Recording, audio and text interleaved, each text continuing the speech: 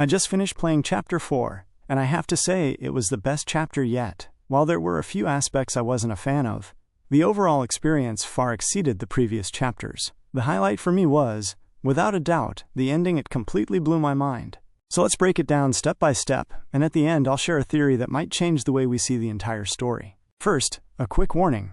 Major spoilers ahead. If you haven't finished the chapter yet, you might want to come back later. Doi's betrayal and the intense boss fight. The ending kicks off with Safe Haven being destroyed by the prototype, which leads Doi to turn against us. His struggle with trust, after being transformed into a monster, ultimately drives him over the edge. In a heartbreaking moment, we see footage of him even killing his own mother in one of the tapes. Doi initially tries to remain patient, but after losing everything, including his friends, he finally snaps. What follows is a brutal boss fight. After an intense battle, we manage to defeat Doi, but I should have known it wouldn't be that easy. Just when we're about to escape through a door with double scanners, Doi grabs us one last time. Fortunately, thanks to a conveniently placed liquid nitrogen tank and an extremely expensive drill, we're able to take him down for good, making our way deeper into the factory. The prototype's manipulation, and a devastating plot twist. After escaping, we stumble upon a mysterious tape and slide down into the ventilation system in shelf block B6. Here we finally reunite with Poppy and Kissy Missy. Poppy immediately scolds us for ignoring her warnings, which instantly reminded me of the cryptic message Harley gave us earlier, suggesting that Poppy might not be as trustworthy as we thought. At this point, Poppy is desperately trying to contact Ollie for guidance. But what happens next shakes the entire foundation of the story. When Ollie finally answers, we realize he hasn't been himself for a long time. It's then revealed that the prototype has been controlling Ollie all along. Poppy, horrified by this revelation, tries to stand her ground. She reminds the prototype that it's close to completing its sinister plans, using all of the toys we've destroyed as part of its experiments. However, the prototype quickly shuts her down, issuing a chilling threat. Poppy, it's time to come home. This line is more than just an eerie dialogue. It ties into a rare VHS tape that sheds light on Poppy and the prototype's true identities. But before we get into that, let's look at what happens next. I can't go back in the case. I can't.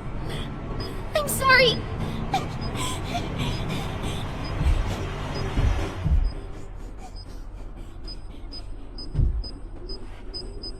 Some friend, huh? Don't worry, I'll find her. As for you two, try to land on your feet.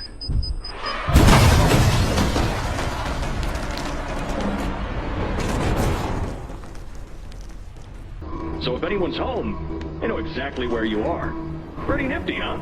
Security is very important to us here. If I were you, I'd start running.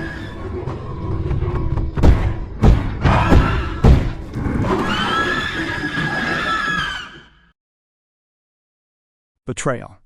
A heartbreaking sacrifice and a familiar face returns. Poppy, unable to face the truth, abandons us. She slips through a small hole, leaving us behind, proving that Kissy Missy is the most loyal character in the entire game. Moments later, the prototype blasts a massive hole in the ground, sending us plummeting below. Kissy tries to save us but ends up severely injured, losing her arm in the process. We find ourselves navigating through a dark cave system, where we see poppy flowers scattered throughout. This instantly reminds me of an old note from Chapter 2, where Elliot Ludwig once attempted to revive a rat using a poppy flower. The experiment failed, but he theorized that it might work on something bigger. In the next room, we uncover the final VHS tape, where Lath taunts us, insisting that we are doomed. As the camera pans to the door, we see a figure approaching. At first, it looks like Kissy Missy, but as she gets closer, it's Huggy Wuggy. He's back, and he's furious. The hidden tape that changes everything. Now let's talk about a crucial hidden VHS tape that many players missed. Huge shout out to Foxplay for discovering this. You have to grab the tape while escaping from Doi, right before the rocks fall on it. In this tape, Poppy shares her true feelings about the prototype. It was awful. I thought we were going to leave the factory. All those people. The prototype says we can't leave. I hate him, and I hate this place. I wish you were here, Dad. I could really use one of your talks right about now. This moment is huge for the story because it suggests that Poppy's father is someone we know, No other toy has ever referred to anyone as Dad before. And who's the only character who fits that description? Elliot Ludwig.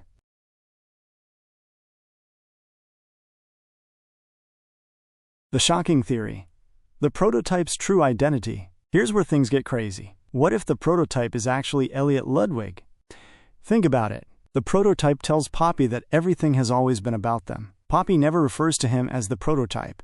She simply calls him Prototype. Poppy clearly despises the prototype, but deeply misses her father. We already know from past tapes that consciousness transfer is possible. If Elliot Ludwig attempted to revive his daughter, could he have ended up transferring his own consciousness into the prototype? This would parallel Five Nights at Freddy's, where William Afton sought to bring back his family through experiments. If Elliot was desperate enough, it's entirely possible that he became the very monster he tried to control. Final thoughts. Chapter 4 exceeded all my expectations. It was intense, emotional, and packed with game-changing twists. If my theory is correct, Poppy Playtime's story just became even darker than we ever imagined. But what do you think? Could the prototype really be Elliot Ludwig? And if so, what does this mean for Chapter 5? Drop your thoughts in the comments. I'd love to hear your theories.